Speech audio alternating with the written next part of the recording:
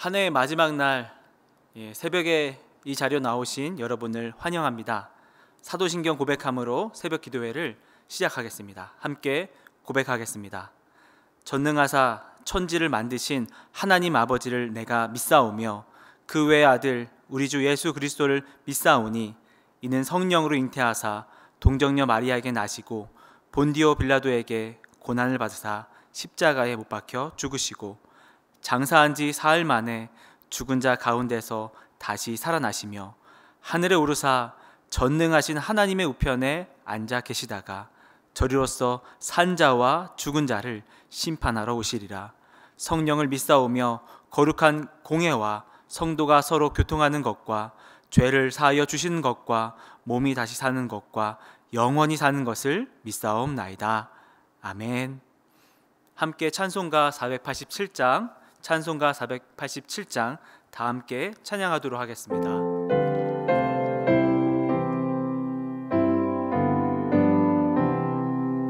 어둠 후에 빛이 오며 바람 분 후에 잔잔하고 소나기 후에 햇빛 나며 수고한 후에 쉼이 있네.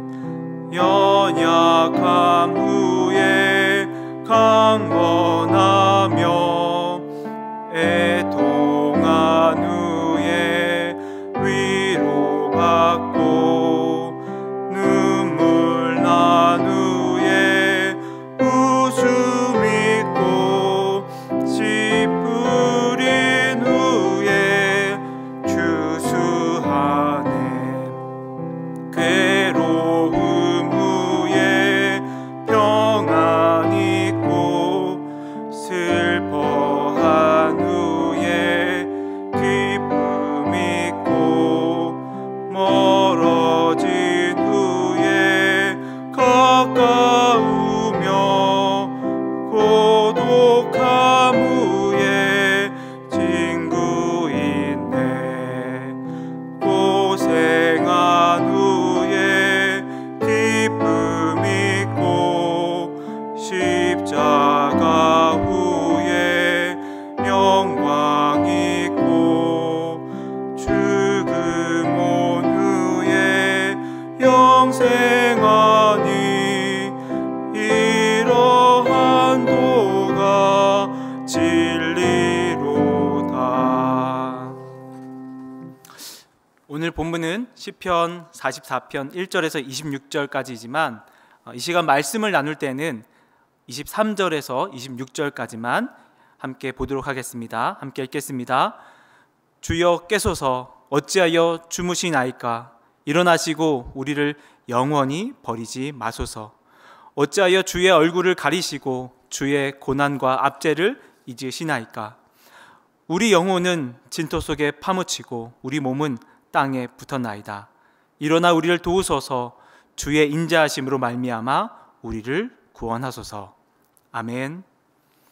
시편 44편은 이스라엘의 탄식시입니다. 대표적인 공동체적 애가로 꼽히고 있습니다. 역사적 배경은 확실치 않으나 이 내용으로 볼 때는 이방의 압제자의 손에 처절하게 패배를 당한 직후에 하나님께 드리는 시입니다. 그런데 재미있는 것은 이 시편의 구조입니다. 이 압달락 1절에서 8절까지는 이스라엘의 역사 속에서 함께 하셨던 하나님, 그 베풀어 주셨던 그 은혜를 상기하며 기쁨의 고백을 하고 있습니다. 그리고 이어진 9절부터는 현재 상황입니다.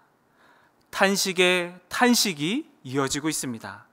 백성들은 포로로 끌려갔고 죽음의 위협 앞에 놓여 있습니다. 하나님 왜 우리를 이렇게 버리셨습니까? 이해할 수 없는 일들이 일어나면서 날마다 치욕을 경험하고 있습니다. 답답하고 억울한 심정에 그 토로하는 기도가 바로 시편 44편입니다. 오늘 읽었던 본문 23절을 한번 보십시오. 주님 왜 침묵하고 있습니까? 주님 왜 주무시고 계십니까? 주님 우리를 왜 버리셨습니까? 이 시편의 기자는 하나님께 탄식하며 원통해하며 외치고 있습니다. 아마도 올해가 우리에게 평범한 한 해였다면 이렇게 실컷 기뻐하다가 다시 금방 분노에 차 있는 이 시편 기자의 이 감정의 업다운이 이해가 되지 않았을 것입니다. 그저 저에게는 이 시편이 오늘 우리에게 문자적으로만 다가왔을 것입니다.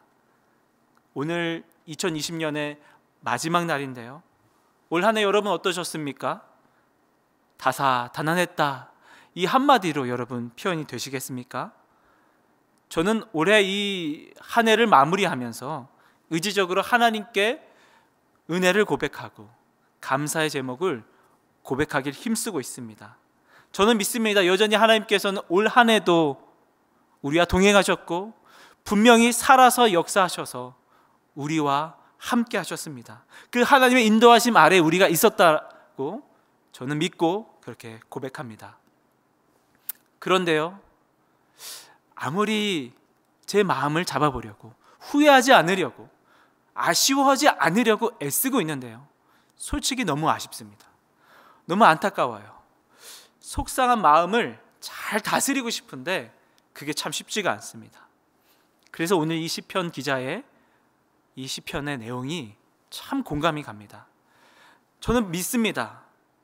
분명히 내 삶에 임했던 그 하나님의 은혜가 여전히 오늘도 나의 삶 가운데 함께하고 있고, 지금까지 인도하셨던 하나님의 은혜가 앞으로도 함께 하실 것이라고 분명히 믿지만, 분명하지만 현재 우리가 겪고 있는 이 상황이, 이 고난이, 이 아픔이, 이 어려움이 감당하기에 버겁습니다. 분명 하나님의 그 은혜를 받았지만 내 앞에 당면한 이 고난 앞에, 이 어려움 앞에 흔들리고 있다면 이 오늘 우리가 할 수 있는 것은 무엇일까요? 저는 두 가지를 나누길 원합니다.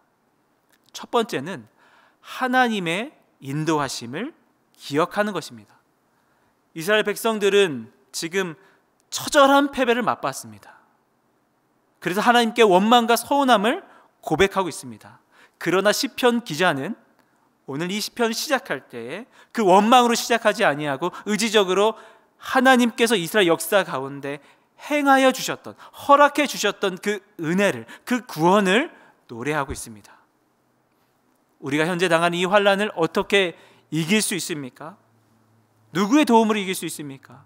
우리의 힘으로, 우리의 능력으로 이길 수 있습니까? 아닙니다. 오로지 하나님의 은혜에만 달려 있습니다. 우리를 사랑하신 그 하나님의 은혜에만, 우리의 소망은 그래서 오직 주님께만 있는 것입니다. 환난과 고난이 우리를 시험할 때 지금까지 우리를 인도하신 하나님을 기억함으로, 하나님께 대한 신뢰함으로 나아가야 하는 것입니다. 두 번째는 이 희노애락을 하나님과 함께 하는 것입니다. 사실 우리가 하나님과의 관계 안에서 희와 락은 잘합니다.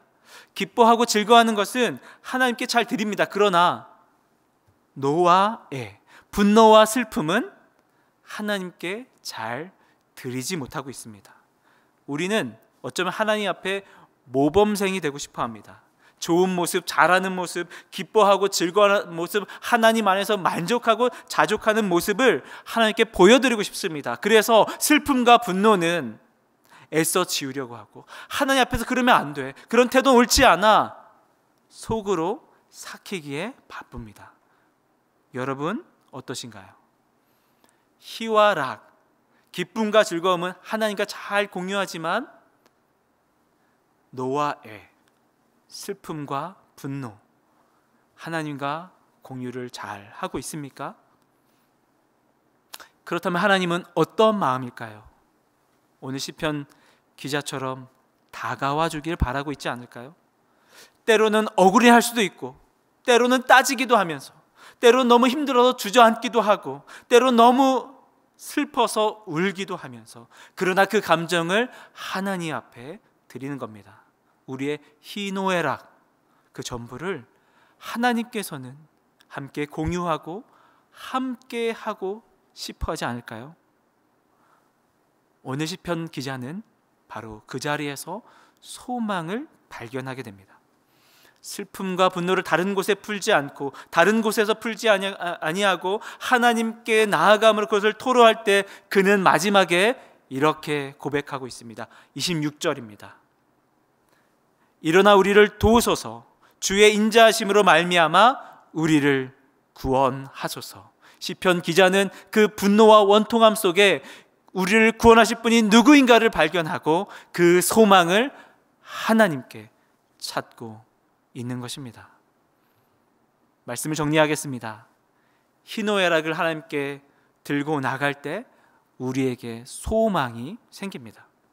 당면 이 어려움은 우리를 분노하게도 하지만 슬픔에 잠기게도 하지만 때로는 이 고난이 해석이 안 돼서 우리가 방황하기도 하고 하나님께 대한 서운한 마음이 들기도 하지만 이 우리 안에 있는 이 희노애락을 하나님 앞에 드릴 때, 하나님 앞에 가지고 나아갈 때 하나님께서는 기꺼이 들어주시고 받아주시고 당신의 마음을 우리에게 알려주실 것입니다. 오늘 이 한 해의 마지막 날 우리의 희노애락을 하나님께 드리며 간절한 마음으로 기도할 수 있는 시간 되길 소원합니다. 기도하겠습니다. 주님, 올 한 해 우리의 삶을 지켜주심에 감사를 드립니다. 하나님께서 함께 하셨기에 오늘 우리가 있습니다. 그러나 주님, 올해 유독 우리가 감당하기 힘든 일들이 많았습니다. 그 어려움 때문에 많이 흔들리곤 했습니다. 주님, 우리의 이 모든 희노애락을 당신께 들려드리오니 주여 받아주시고 우리에게 당신의 은혜를 허락하여 주시옵소서. 예수님의 이름으로 기도합니다. 아멘. 오늘 주신 말씀을 붙들고 또한 이렇게 기도하길 원합니다. 우리에게 어려움이 찾아올 때에 우리를 지금까지 인도하신 하나님을 기억하게 하여 주시옵소서. 우리의 삶의 희노애락, 아픔과 슬픔까지도 기꺼이 주님께 올려드리며 오직 주님만으로 소망을 찾게 하여 주시옵소서. 또한 각자의 기도 제목을 붙들고 함께 기도하도록 하겠습니다. 기도하겠습니다.